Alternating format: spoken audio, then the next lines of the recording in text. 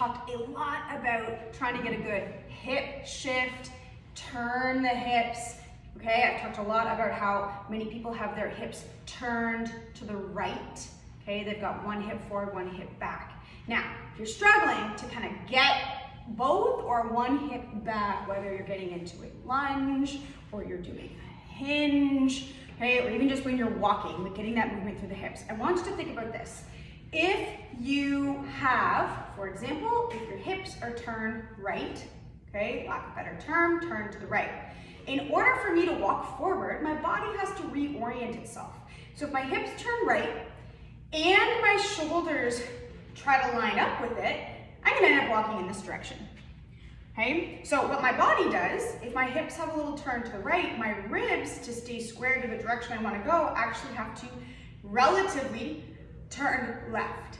Okay, so if my hips are turned right, my ribs turn left. And I'm showing with my shoulders, but imagine my rib cage actually turning to offset so that I can still, and other things are happening with the feet, etc.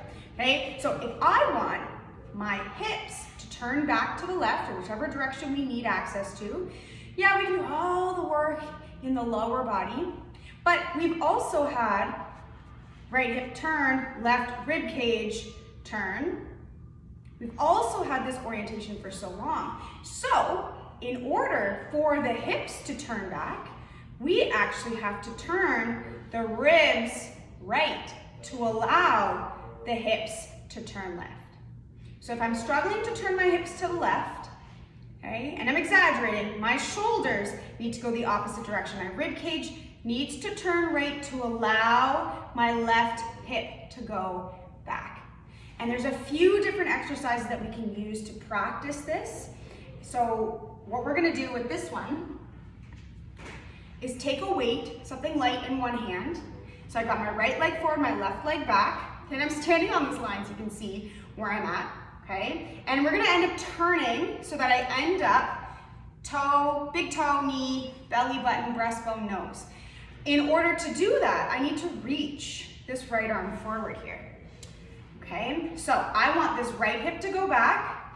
So I'm gonna reach this right arm forward to allow my rib cage to go left, my hips to go back, okay?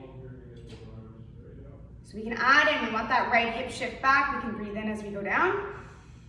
Breathe out as we come up. Breathe in as we go down. Breathe out as we come up.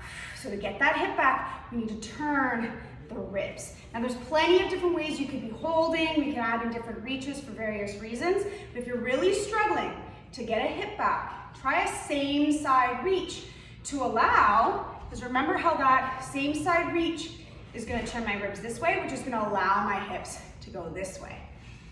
Okay, so other side, usually a little bit more difficult. Left side's a little bit more difficult. Okay, tall chest. Breathe in and reach. Breathe out. Breathe in. Breathe out. Breathe in. Breathe out.